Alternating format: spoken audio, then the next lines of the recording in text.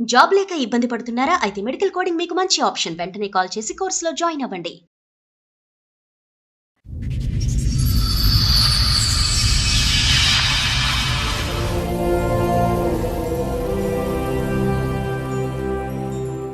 Love marriage చేసుకున్నా madam. ఎన్ని సంవత్సరాల క్రితం? 1.5 year అవుతుంది. మీ వయసు ఎంత? 22. 22. ఇంట్లో వాళ్ళని ఒప్పించి పెళ్లి చేసుకున్నారా? మేము వెళ్ళిపోయాం లేచి. 2 years love, 1.5 year marriage life. 19 years కి లవ్ స్టార్ట్ చేశాడు కుర్రాడు. ఎక్కడ పెళ్లి చేసుకున్నారు మీరు? గుడి దగ్గర. ఊళ్ళో మీరిద్దరు తాళి కట్టేసుకున్నారా? అయితే స్కూల్ బోనోఫైడ్ తీసుకొచ్చి అమ్మాయికి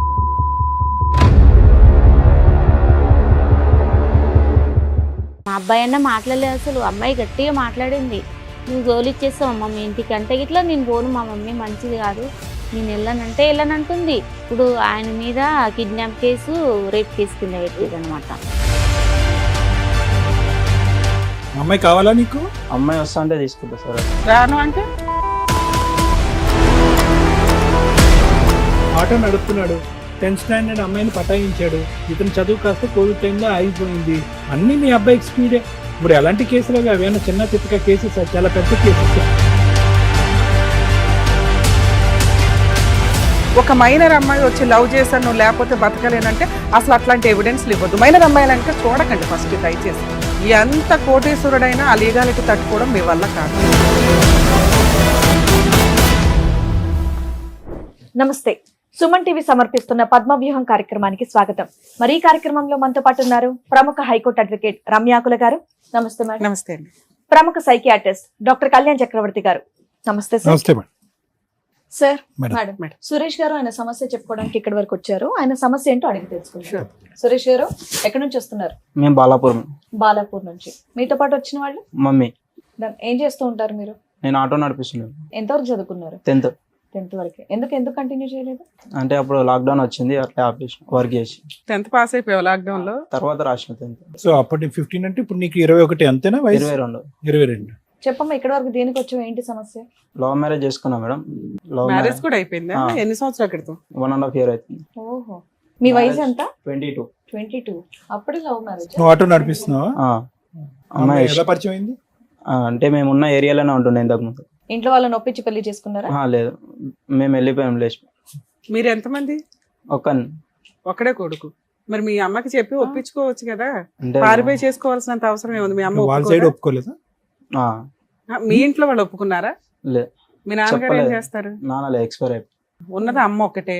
నువ్వు ఒక్కగాని ఒక కొడుకు పెళ్లి చూడాలని అనుకుంటది కదా, నువ్వు ఎవరిని తీసుకొచ్చినా చేస్తది కదా, ఎందుకు చెప్పలే ఆవిడకి? చెప్పుంటే కనుక చేసుండేదాను అమ్మ, నువ్వు దగ్గరుండి అంటే సరే ఒక్కడే కదా అన్నట్టు చేసుండేదానుగా. మరి ఇలా పారిపోయే స్టేజ్ వస్తుందని నువ్వు కూడా అనుకోలేగా? అట్లా ఉన్నారని ఇట్లా నాకు తెలియదు. అసలు అమ్మాయి ఎవరో తెలుసా? తెలిసిన అమ్మాయి కాదా? అమ్మాయిని ఎప్పుడైనా చూసిందా మీ అమ్మ? లేదు, అంతకుముందు చూడలే. అంతకుముందు మీకు ఎంత లవ్ పెళ్లి చేసుకోవడానికి? 2 years నుండి. 2 years love, 1.5 year marriage life. 19 years కి లవ్ స్టార్ట్ చేశాడు కుర్రాడు. ఎక్కడ పెళ్లి చేసుకున్నారు మీ ఇద్దరు? బాలాపూర్లోనే విలేజ్ లో, గుడి దగ్గర. ఊళ్ళో మీరిద్దరు తాళి కట్టేసుకున్నారా? పంతులు ఎవరైనా ఉన్నారా? ఎవరు లేరా? ఏం లేకుండా. ఫొటోస్ ఉన్నాయా? అవి లేవా? ఉన్నాయి ఫొటోస్. చేసుకున్నారు. తర్వాత ఇంటికి తీసుకెళ్ళావా? 1 day తర్వాత అమ్మ దగ్గరికి తీసుకెళ్ళు. ఆ 1 day ఎక్కడున్నారేంటి? మా పెద్దనాన్న వాళ్ళ ఇంటి దగ్గర ఉంది. పెద్దనాన్నకు తెలుసా? తెలుసు. పెద్దనాన్న ఏమనలేదు. ఆ అమ్మాయి వాళ్ళ ఇంట్లో ఏంటి పరిస్థితి? అమ్మాయి వాళ్ళ ఇంట్లో అంటే మదర్ కొంచెం వేరే ఆమె. ఓకే, ఒప్పుకోకపోవచ్చు అని మీ భయం. ఈ అమ్మాయిని నమ్మావా నువ్వు? ఓకే, నాతో జీవితకాలం ఉంటది అని. అట్లానే తీసుకెళ్ళాం మేడం. మీ అమ్మ ఒప్పుకుందా తీసుకెళ్ళినాక? మాట్లాడుకున్నాం మేడం, మాట్లాడినాక ఒప్పుకుంది. ఇంటికి ఇట్లా వెళ్ళాం. వెళ్ళి అక్కడ ఆవిడ దగ్గర ఎంతకాలం ఉన్నారు? 1 day ఉన్నాం అక్కడ. ఇట్లా అక్కడ నుండి మళ్ళీ పెద్దనాన్న వాళ్ళ ఇంటికి వెళ్తుంటే PS వాళ్ళు పోలీస్ వాళ్ళు పట్టుకోరు. ఏది వాళ్ళ అమ్మోళ్ళు కేసు వేసారు? ఓకే. చదివినాక PS. అమ్మాయి వయసు ఎంత? అమ్మాయికి 21. నీ వయసే? ఓకే. అయితే స్కూల్ బోనోఫైడ్ తీసుకొచ్చి అమ్మాయికి 15 అని చెప్పి కేసు పెట్టారు. 15 కి 21 కి ఎంత తేడా ఉందో తెలుసా? ఇప్పుడు 15 పెళ్ళప్పుడు 15. ఈ పిల్లడు 20, అమ్మాయి 15 అండి. తెలిసిపోవట్లా. తర్వాత ఏమైందమ్మా? ఇంకా వాళ్ళ PS లో వాళ్ళ మమ్మీ మాట్లాడింది, చేస్తా మ్యారేజ్ చేస్తా అన్నది. దాని తర్వాత ఇంకా వాళ్ళు ఏం మాట్లాడలేదు నాతో. అమ్మాయిని తీసుకెళ్లిపోయారా? వాళ్ళు తీసుకెళ్లిపోయారు. అమ్మాయి వెళ్ళిపోయిందా? వెళ్ళిపోయింది. సో ఇప్పుడు అమ్మాయి వయసు 16.5, 16.5. మళ్ళీ మిమ్మల్ని కలపాడు అంటావు మమ్మల్ని. వాళ్ళు ఏమైనా కేసులు పెట్టారా మీ మీద? కేసే ఉంది మేడం. కేసు కాదు, పెళ్లి చేస్తాను అంది కదా, వాళ్ళ అత్తగారు పెళ్లి చేస్తాను మళ్ళీ నాకు అన్నట్టు వాళ్ళైతే చెప్పలేదు మేడం, పెళ్లి చేస్తాము అది మరి ఇది ఈయనకి ఎవరు నాతోనే చెప్పారు? చెప్పలేదు, ఆయనతోనే ఆమె వాళ్ళు చెప్పిందంట, ఆమె పోలీస్ చెప్పింది. స్టేషన్ లో ఎఫ్ఐఆర్ ఎందుకు పెడతారు? మిస్సింగ్ కంప్లైంట్ విత్డ్రా అయిపోద్ది కదా. అవలేదా? ఏం కేసు ఉంది? ఇప్పుడు ఆయన మీద కిడ్నాప్ కేసు, రేప్ కేసు కింద పెట్టారు అనమాట. ఎఫ్ఐఆర్ కాపీలు ఆ రోజు అమ్మాయి ఆ, గట్టిగా ఉన్నాయి. మాట్లాడేది, మా అబ్బాయి అన్న మాట్లాడలేదు అసలు. అమ్మాయి గట్టిగా మాట్లాడింది, నువ్వు గోలిచ్చేస్తావు అమ్మ మీ ఇంటికి అంటే ఇట్లా నేను పోను, మా మమ్మీ మంచిది కాదు, నేను వెళ్ళనంటే వెళ్ళనంటుంది. గట్టిగా మా అబ్బాయి అన్న మాట్లాడతలేడు, ఆమె అంత గట్టిగా మాట్లాడుతుంది. అంటే ఇక్కడే ఉంటాను, భర్తతోనే ఆ, ఉంటాను అని అంటది. అంటుంది. ఇప్పుడు ఫోన్ లో మాట్లాడుతుందా లేదా? మీ ఇద్దరి ఏం మధ్యన లేదు. కమ్యూనికేషన్ లేదు, ఏమీ లేదు. వాళ్ళు ఉన్న చోటే ఉన్నారా? అక్కడి నుంచి ఇల్లు మారిపోయారా? అక్కడ నుండి వేరే దగ్గరికి వచ్చారు మళ్ళా. వాళ్ళు మారిపోయారా, మీరు మారిపోయారు? మీరేం మీరు అక్కడే ఉన్నారు. మేము అక్కడే ఉన్నాం. వాళ్ళ నాన్న ఏం చేస్తాడు నాన్న? వాళ్ళ నాన్న ఇట్లా ఎక్స్పైర్ అయిపోయింది. తండ్రి లేడు. లేడు. అన్నదమ్ములలోనే ఒక తమ్ముడు. సో అమ్మాయి 10th రాసే టైంకి నువ్వు పెళ్లి చేసుకున్నావు అంతే కదా? ఉమ్. 10th అమ్మాయిని పెళ్లి చేసుకున్నావు. ఇప్పుడు మీరు మాట్లాడి 1.5 year అవుతుందా? ఆ. అసలు Last కాంటాక్ట్ లో అదే. లేదు. ఏం ఇప్పుడు ఏంటి నీకు ఈ కేసు గురించి ఒకటి కాకుండా ఇప్పుడు ఆ అమ్మాయిని కూడా కలపాలనా? అమ్మాయి కావాలా నీకు? అమ్మాయి వస్తా అంటే తీసుకుంటా సార్. అట్లా రాను అంటే రానంటే కేసు కేసు మాఫీ విత్డ్రా అవుతుంది. చేయించాలా? మ్యాప్ చేపించేసేయాలి. మామూలు కేసు అదేమన్నా? మీరు అడ్వకేట్ ని పెట్టుకున్నారా? పెట్టుకోలే మేడం, మేము ఈయన ఇడిపించుకొచ్చినప్పుడు అయితే పెట్టుకున్నారు. ఆ. తర్వాత కేసు ఫైట్ చేయడానికి లాయర్ ని పెట్టుకోలేదా? మొన్ననే వచ్చి మళ్ళీ పేపర్స్ వచ్చినాయి. ఇంకా టైం ఉంది. 31 తారీఖు వచ్చినాయి ఆయన. సరే. సో మీరు మీ ఉద్దేశం ఏంటంటే అమ్మాయి వస్తే కాపురం చేస్తాం, పెళ్లి కంటిన్యూ చేస్తాం, లేకపోతే విడాకులు ఇప్పించేసి ఈ కేసు కూడా లేకుండా చెయ్యండి అని. వాళ్ళు ఏమైనా డిమాండ్ చేశారా? 5 lakhs అడిగారు మేము. 5 లక్షలు అడుగుతున్నారా? మేము ఏం మా దగ్గర అయితే ఏం లేదు మేడం. అంటే 5 లక్షలు ఇచ్చిన తర్వాత నేను కేసు విత్డ్రా చేసుకుని నీతో కాపురం చేస్తా? ఏం లేదు కేసు సార్, విత్డ్రా ఇంకా చేసుకుని విడాకులు, ఇంకా అంతే వీళ్ళ దృష్టిలో. జైలుకి వెళ్ళాడు ఈ కేసులో. ఆ, ఎన్ని రోజులు వెళ్ళాడు? 37 days ఉన్నా మేడం రిమాండ్. షూరిటీస్ ఎంత కట్టావు అమౌంట్? 50,000 మళ్ళా వేరే వాళ్ళు లాయర్లు ఉంటారంట కదా, వాళ్ళకు 20,000 చేసినాం. వస్తే అమ్మాయి కాపురానికి రావాలి, సార్. లేకపోతే కేసు తీసేయాలి ఆ. అంతే. ఏంటమ్మా ఏదో అంటున్నారు? గదే ఇక ఏదన్నా ఒకటి చేస్తే మేము ఏమన్నా చేయటం ఏంటమ్మా? చేయకుండా ఉండాలి ఆ అబ్బాయి. ఒక అట్లీస్ట్ చెప్పాలి కదమ్మా అమ్మా, మినిమం. మా ఆ మా రోజుల్లో షోలు ఉంటే- వింటున్నారా? మైనర్ అమ్మాయిల్ని టచ్ చేయొద్దు మొర్రో అని 100 సార్లు మొత్తుకుంటున్నాం. మీరు ఏ ఎపిసోడ్ చూసినా ఆడపిల్లల గురించి మాట్లాడేటప్పుడు ఇవి బేసిక్ గా చెప్తున్నాం కదా నాన్న. ఆమె ఇట్లా మాకు ఏమన్నా పిల్లలతోనే sense కదా ఉందా? సార్. ఆమెకు అప్పట్లో ఫోన్ లో ఇవన్నీ ఏం లేవు. ఏం న్యాయం లేదు. కాదు. ఫోన్లో న్యాయం న్యాయం అంటే ఏంటి వయసు మీ ఎంత? దృష్టిలో? మీరు అమ్మాయి వయసు మర్చిపోయారు ఇక్కడ. నాకైతే తెలియదు. నీకు తెలియనప్పుడు ముట్టుకోకూడదు. ఆటో నడుపుతున్నాడు, 10th స్టాండర్డ్ అమ్మాయిని పటాయించాడు. ఇతను చదువు కాస్త కోవిడ్ టైంలో ఆగిపోయింది. అదే టైంలో ఈ అమ్మాయిని ప్రేమించడం మొదలు పెట్టాడు. 1 year ఆగే పని పాటు లేకుండా. తెలియదు ఆ అమ్మాయి 10th కి వెళ్తుంది, పరీక్షలు రాసుకుని వస్తుంది. ఆ అమ్మాయి పరిచయం అయింది. పరిచయం అయ్యేటప్పటికి ఆలోచించద్దా? తెలియదు, అంత తెలియని కొడుకేం కాదు. ఆ అమ్మాయి కూడా మాట్లాడి ఉంటది. తెలిసి తెలియని వయసు కాబట్టి, మైనర్ కాబట్టి మనం ఇప్పుడు అంటానికి ఏమీ లేదు. ఐ లవ్ యూ అంటే ఐ లవ్ యూ అంది. పోనీ పెద్దలకన్నా వీళ్ళు తీసుకెళ్లే బుద్ధి జ్ఞానం ఉండాలిగా. మీ అబ్బాయి అయినా నీ దగ్గరికి వచ్చి అమ్మాయి ఇలా ప్రేమిస్తున్నాను, నువ్వు కాదు కూడదంటావా? ఇప్పుడే నువ్వు అన్నావు, ఉన్న ఒకే కొడుకండి, నేను కాదని ఎందుకంటానండి. ఒకప్పుడు దగ్గర అట్లీస్ట్ అప్పుడన్నా ఒక ఆలోచనకు వచ్చి ఉండేవాళ్ళేమో. పెద్దలు మాట్లాడుకుని, ఏమండి మా అమ్మాయి చదువు అవనియండి, మైనర్ అండి, ఇంకో 3-4 సంవత్సరాలు అవుతే కనుక మేజర్ అవుతుంది, అప్పుడు చట్టపరంగా మనం పెళ్లి చేయొచ్చు అనే ఆలోచన వచ్చి ఉండేదేమో. అన్ని మీ అబ్బాయికి స్పీడే. ఇప్పుడు ఎలాంటి కేసులు అవి? అవేనా చిన్న చిత్తక కేసెస్? చాలా పెద్ద కేసెస్. పాపం ఆల్రెడీ 35 days జైల్లో రిమాండ్ లో ఉన్నాడు. అంత సులువైనటువంటిది కాదమ్మా ఇది. కలిసి మళ్ళీ ప్రయాణం చేయడానికి ఒక ఆలోచన ఎక్కడవుతుంది? అప్పుడు మెచ్యూరిటీ లేనటువంటి ఆడపిల్ల ఇప్పుడు వయసు పెరిగినా కూడా, రేపొద్దున పెళ్లి చేసుకున్నా కూడా ఇలా జైల్లోకి వెళ్ళింది. ఫస్ట్ ఐ లవ్ యూ అని చెప్పి నువ్వు లేకుండా ఉండలేను అన్నటువంటి ఆడపిల్ల ఈ రోజు ఏమో వచ్చి మళ్ళీ నేను వచ్చి కాపురం చేస్తాను అని అంటే కనుక, ఆల్రెడీ వెళ్ళి శిక్ష అనుభవించి జైలు నుంచి బయటకు వచ్చే వ్యక్తి ఏ విధంగా కాపురం చేస్తాడు? అమ్మాయికి ఏముంటది నమ్మకం వాళ్ళిద్దరి మధ్యన? సో ఇది నా వరకు అయితే కనుక ఇది కంప్లీట్ గా తొందరపాటు చర్య. వాళ్ళ తల్లిదండ్రులకు ఎలా ఉంటది? తండ్రి లేనటువంటి బిడ్డ. ఈ అబ్బాయి చదువు చెడగొట్టుకున్నాడు, ఆ అమ్మాయి చదువును కూడా పాడు చేశాడుగా. ఓకే సరే, అక్కడతో ఆగింది. పోనీ ఇప్పటికైనా వాళ్ళు ఒక అవకాశం ఇస్తున్నారు. కొద్దిగా డబ్బులన్నా ఏదైనా మాట్లాడుకుంటే మా అబ్బాయి జీవితానికి ఒక కాపాడుకునేటటువంటి వాళ్ళు అవుతారు. ఇద్దరు మళ్ళీ ఈ రోజు కలిసి ముందుకెళ్లి ప్రయాణం చేయటం అనేటటువంటిది అంత సులభమైనటువంటి కార్యక్రమం ఏమీ కాదు. అది అప్పుడు ఇమ్మెచ్యూరిటీ ఉంది, ఇప్పుడు కూడా ఇమ్మెచ్యూరిటీ అనే ఉంది. ఏ విధంగా స్వీకరిస్తాడు? ముందు నేను అందుగురించే మన దగ్గరకు వచ్చేటటువంటి చాలా యువతి యువకులకు మనం ఒకటే చెప్తున్నాం, ప్రేమించడం అనేటటువంటి చాలా సులభమైనటువంటి అంశం. ఐ లవ్ యూ అంటే ఐ లవ్ యూ. కొంతకాలం ప్రయాణం చేస్తారు, పెద్దలకు వాళ్ళకి కళ్ళు కప్పి అవి ఇవి కార్యక్రమాలు నడిపిస్తూ ఉంటారు. కానీ ఒక చోటుకు వచ్చిన తర్వాత అరే మనం చేసేటటువంటి తప్పేమో, మన ప్రేమ అనేటటువంటిది పెళ్లి రూపాన్ని దాల్చడానికి ఈ మెట్టు ఆ మెట్టు డిఫరెంట్ ఏమో, దీనికి పెద్దల అంగీకారం ఉండదేమో, ఒకప్పుడు పెద్దల్ని ఎదిరించి మనం పెళ్లి చేసుకుంటే తర్వాత వచ్చే సమస్యలు ఏంటో, దీనికి పెద్ద చదువులు సంజులు అక్కర్లేదు, మినిమం ఇంగితం మినిమం జ్ఞానం రావాలి. తెలీదా మీ అబ్బాయికి ఒక మైనర్ అమ్మాయిని చేసుకుంటే పరిణామాలు ఎలా ఉంటాయి? ఆ అమ్మాయి మాటలు నమ్మేశాడు, గుడ్డిగా బోల్తా పడ్డాడు. అరే నా తల్లి ఒకటే ఉంది, వెనక ముందు ఎవరు దిక్కు మొక్కు ఎవరు లేరు, అన్న తమ్ముళ్ళు ఎవరు లేరు, మా అమ్మ ఒక్కటే, ఏదన్నా నా మీద పడే ప్రభావం నా తల్లి మీద పడుతుందనే ముందస్తు జాగ్రత్త అవసరం లేదా? వాళ్ళకి రెండు కోపాలు ఉన్నాయి. ఒకటి ఆడపిల్ల చిన్నదనే ఒక కోపం ఉంది, రెండోది ఏంటంటే వయసులో పెద్ద అయినటువంటి ఈ అబ్బాయి ఆ అమ్మాయిని మాటల గారెడ్లు వేసి ఇంట్లోంచి పట్టుకెళ్ళిపోయి తీసుకెళ్లిపోయాడు. ఆఖరికి ఆ వీధిలో ఉండలేక, ఆ పరువుని తలెత్తుకోలేక వాళ్ళ ఆ వీధినే ఖాళీ చేసి ఉన్న ఇంట్లోని ఖాళీ చేసి వేరే చాటుకి వెళ్ళిపోయారు. వాళ్ళ మీద మామూలు పిడుగు పడిందా? చాలా పెద్ద పిడుగు పడింది వాళ్ళ జీవితాల మీద కూడా.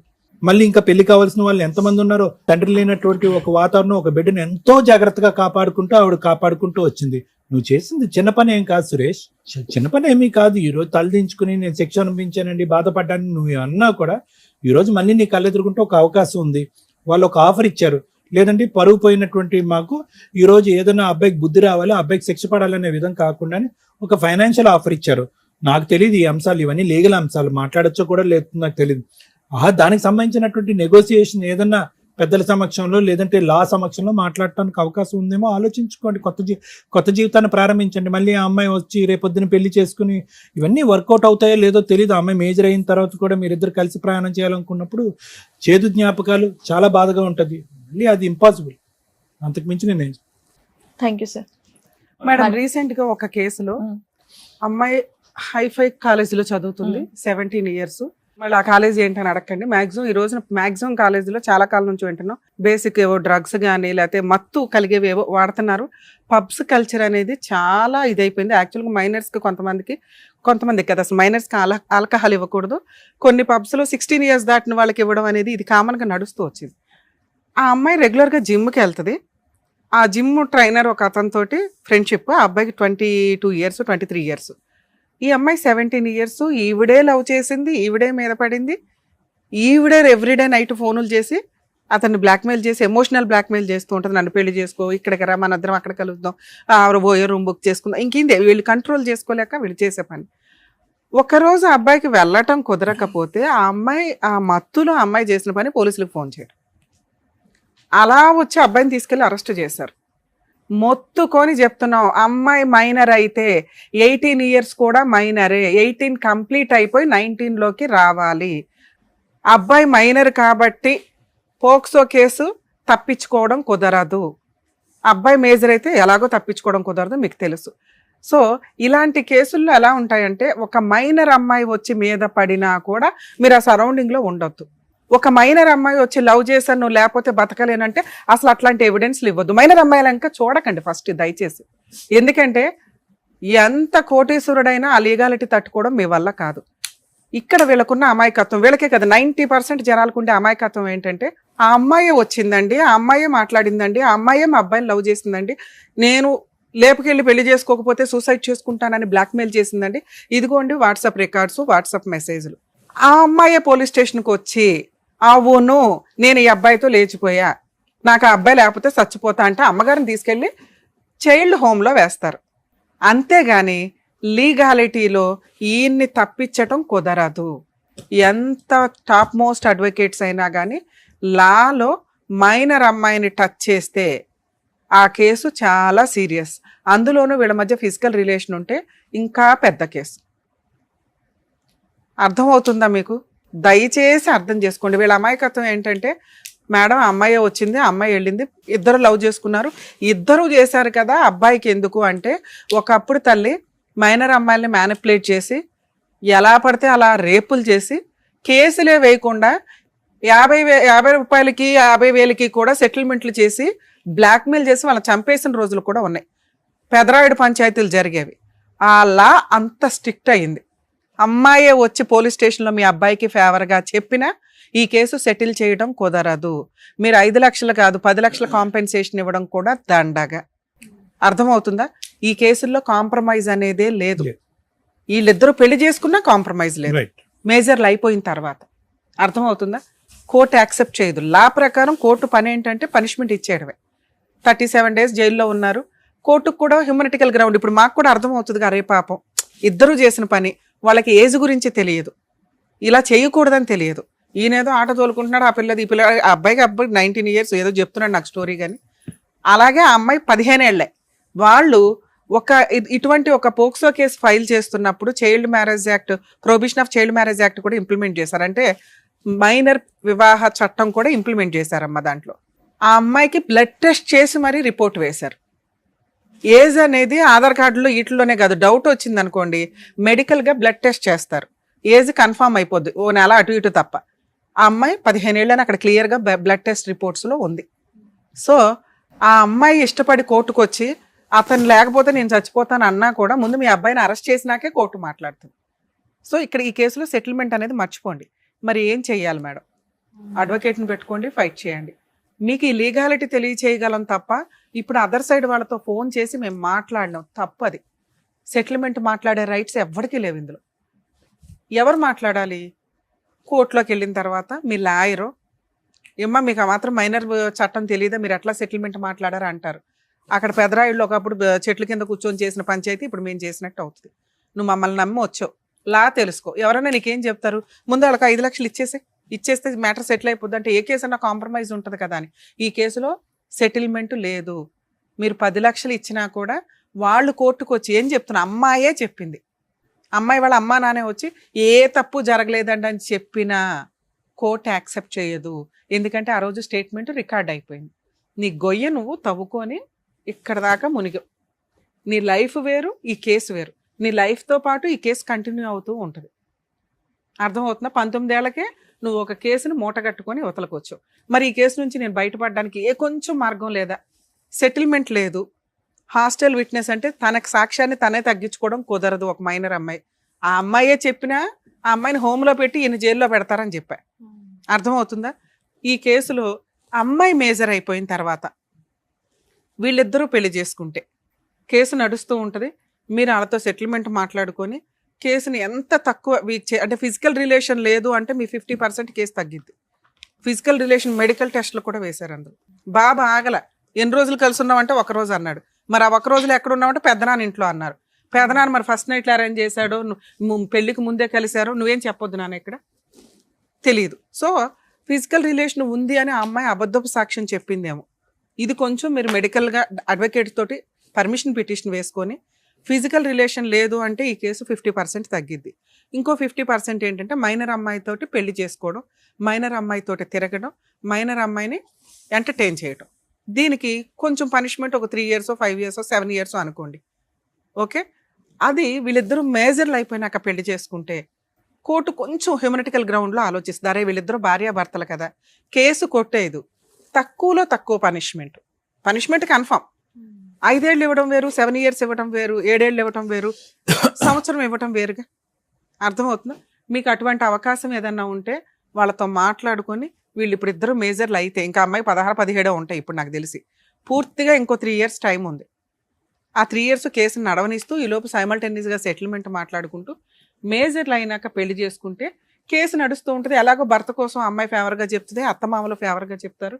అప్పుడేం మీరు ఎదురు 3 లక్షలు అట్లా ఇచ్చుకోవాల్సిన అవసరం ఉండదు. 2, కోర్టు కొంచెం కన్సిడర్ చేస్తుంది. అరే మేజర్లు అయిపోయినాక వీళ్ళు పెళ్లి చేసుకున్నారు, చట్ట ప్రకారం ఎంత తక్కువ ఇవ్వడానికి అవకాశం ఉందో అంత ఇస్తారు. ఈ ఎగ్జాంపుల్ అందరికీ కాదండి, ఎందుకంటే అన్ని కేసుల్లో మైనర్ అమ్మాయిలు మేజర్లు అయిపోయినాక వాళ్ళ అమ్మా నాన్న వచ్చి పెళ్ళిళ్ళు చేస్తారని కాదు. ఇక్కడ ఒక తల్లి ఒక్కగానొక్క కొడుకు పెళ్లి కళ్ళారా చూసుకోవాల్సిన ఆవిడ ఒక మైనర్ పిల్లాడు చేసిన పనికి మేజర్ అని చెప్పుకున్నా కూడా తల్లిదండ్రుల మాట వినండి దయచేసి. మీ ఏజ్కి మీకు వేరే వాళ్ళతో పోల్చుకోవడం, అందరికీ గర్ల్ ఫ్రెండ్స్ ఉన్నారు నాకు ఉండాలని విచ్చలవిడిగా తిరగాలి అనుకుంటే జీవితాలు సర్వనాశనం అయిపోతాయి. ఏం తప్పు చేసింది ఆవిడ? భర్త ఎట్లాగో కాలం చేశాడు, ఉన్న ఒక్కగానొక్క కొడుక పోలీస్ స్టేషన్ల చుట్టూ కోర్టుల చుట్టూ తిరగడం అంటే ఆవిడకి లిటరల్లీ నరకం కింద లెక్క. ఇట్లాంటి ఫైనాన్షియల్గా చాలా వీక్గా ఉన్న వాళ్ళకి ఉన్నంతలో, ఎందుకంటే అమ్మాయి వాళ్ళ ఫ్యామిలీ కూడా పెద్ద ఏం కాదు అని చెప్తుంది ఆవిడ. సో ఉన్నంతలో మంచి భర్త ఈ పిల్లోడు కాస్త ప్రూవ్ చేసుకుంటే, మీ అబ్బాయి పనులు చేసి ఒక షాపు లేకపోతే ఆటో కొనుక్కోనో 4 ఆటోలు మెయింటైన్ చేస్తుంటే వాళ్ళే అమ్మాయిని తీసుకొచ్చి ఎంతకంటే ఏం మంచి సంబంధం చేస్తాం మేమని చెయ్యడానికి అవకాశం ఉంది. ఇప్పుడన్నా అబ్బాయి మారి కెరియర్ మీద కాన్సన్ట్రేషను, ఆ అమ్మని జాగ్రత్తగా చూసుకోవాలనే కాన్సన్ట్రేషను. రేపటి రోజున ఆ అమ్మాయి వస్తే నా కేసు 90% తగ్గిద్ది. ఇష్టపడి పెళ్లి చేసుకున్నాం, లా వేరు ఇష్టం వేరు. సో ఇది కోర్టుకి మనం ప్రూవ్ చేయగలిగితే మేము ఇట్లా పర్ఫెక్ట్ అండి, ఆ రోజు మా మధ్య ఫిజికల్ రిలేషన్ లేదు అని ప్రూవ్ చేస్తేనానా కొంచెం బయటపడడానికి అవకాశం ఉంది. ఒకవేళ జైలుకి పంపించినా కూడా 1 year పనిష్మెంట్ ఉన్నా మళ్ళీ 1 monthలో బెయిల్ వస్తుంది, 1.5 monthలో హైకోర్టుకి వెళ్ళొచ్చు. హైకోర్టులో మళ్ళీ ఒక 10 years నడుస్తుంది, 5 years నడుస్తుంది అనుకుందాం కేసులు. అక్కడ ఇంకొంచెం హ్యూమనిటికల్ గ్రౌండ్, అప్పటికి పిల్లలు పుడతారుగా, పనిష్మెంట్ ఇంకొంచెం తగ్గిద్ది. అర్థమవుతుందా? మీ అబ్బాయి కెరియర్లో ప్రూవ్ చేసుకొని అమ్మని బాగా చూసుకుంటే అమ్మాయిని బాగా చూసుకుంటాడని అవతల వాళ్ళకి నమ్మకం వచ్చి నీకు ఇవ్వాల. మేము ముగ్గురం కూర్చొని ఫోనులు చేసి ఈ అబ్బాయి మంచోడు అంటే ఏం మంచోడు నువ్వు, ఇప్పటికీ పనికి మాలినోడివే. అర్థమవుతుందా? కెరియర్ కాన్సన్ట్రేషన్ చేయి, కేసును వదిలిపడే, నడవని అట్లా. ఇప్పటికిప్పుడు నిన్ను లోపల ఇరెవరు, ఇంకా చాలా టైం ఉంది కేసులో. ఈ లోపు నువ్వు బాగా సంపాదిస్తే వాళ్ళే మీ దగ్గరికి వస్తారు. ఎందుకంటే ఒకసారి పెళ్ళి అయిపోయి అన్నీ అయిపోతున్నాయి అని వాళ్ళే ఫీల్ అయినప్పుడు ఇంతకంటే మంచోళ్ళుడు ఏం దొరుకుతాడు? ఆ అమ్మాయికి ఇప్పుడు ఇంకో పెళ్లి చేసి సెకండ్ మ్యారేజ్ అని అనుకోవడం కంటే ఇది బెటర్గా. సో వాళ్ళకి కూడా నీతో పెళ్లి చేయడం అవసరం, నువ్వు అందుకు రెడీగా ఉండు. ఆ అమ్మాయిని వాడేసుకున్నాను చాలు, కేసు వేసింది, ఆ రోజు బూతులు నన్ను మా అమ్మని తిట్టారు అని ఇగోకి వెళ్ళిపోయి గొయ్య తవ్వుకో. మాకు ఈ కేసు నుంచి బయటపడాలంటే ఇది. మేడం మేము అంతా చేసినా కూడా వాళ్ళు మా వల్ల కాలేదు, వాళ్ళు యాక్సెప్ట్ చేయలేదు అంటే కేసుని మ్యాక్సిమం ఫైట్ చేసుకుంటే తల్లి, పనిష్మెంట్ మ్యాక్సిమం పడుతుంది. అర్థమవుతుందా? ఈయనకో పెళ్లి చేసి ఆయన లైఫ్ ఆయన చూసుకోమనండి. ఈ కేసులకి అడ్వకేట్ ఖర్చులు కూడా గట్టిగా ఉంటాయి. కుదిరితే గవర్నమెంట్ లాయర్ని రిక్వెస్ట్ చేయండి, కానీ 99% పెట్టరు. ఇంతే తల్లి. ఎందుకంటే మిమ్మల్ని ఎవరైతే నమ్మి పంపించారో మేము అవతల వాళ్ళతో మాట్లాడడానికి ఇది కాంప్రమైజ్ కేసు కాదు. దయచేసి మమ్మల్ని ఏమనుకోకండి. మీ వల్ల కనీసం మీలాంటి ఈ పిల్లాడు లాంటి వాళ్ళకి బుద్ధి అయితే చెప్పగలుగుతాం. ఇట్లాంటి మేము కూడా ఫేసే చేస్తామండి ప్రాబ్లమ్ని, అన్ని అనుభవించినాకే అంటే ఇంకా పెద్దవాళ్ళం కూర్చొని చెప్పడం దండగా. కనీసం రియలైజ్ అయ్యండి, ఈ రోజున అబ్బాయి చాలా, ఇంకా నేను తక్కువ చెప్తున్నాను, టెన్షన్ పడకుండా ఉంటారు అని. దయచేసి అర్థం చేసుకోండి. మైనర్ అమ్మాయిల్ని టచ్ చేయొద్దు, మాట్లాడొద్దు, మనకు వద్దు వాళ్ళతో పంచాయితీ. ఫ్రెండ్షిప్ వరకు ఉంచుకోండి, మేజర్లు అయినాక మాట్లాడుకోండి ఏదన్నా ఉంటే. ఈ రోజున ఫోన్లు ఖాళీగా ఉన్నాయి కానీ టిక్ కానీ రొమాంటిక్ మెసేజ్లు, ఇంకా మీ తొక్కులో తెలివితే అట్లేంటో తెలుసా, ఏవో యాప్లు ఉంటాయి, వెంటనే 1 time చూడగానే డిలీట్ అవుతుంది. అవి కూడా రికవరీ చేస్తారు ఒళ్ళు మండితే. అవి ఎందుకు చేస్తారు? కేసు ఎక్సీడ్ అవుతుంది, పొజిషన్ ఎక్సీడ్ అవుతుంది, మీ మధ్య రిలేషన్ పెరుగుతూ ఉంటుంది. రిలేషన్ పెరిగినాక ఎట్లాగో క్రైమ్ జరిగిద్దిగా. సో మైనర్ అమ్మాయిల దగ్గరికి వెళ్ళొద్దు, అంతే.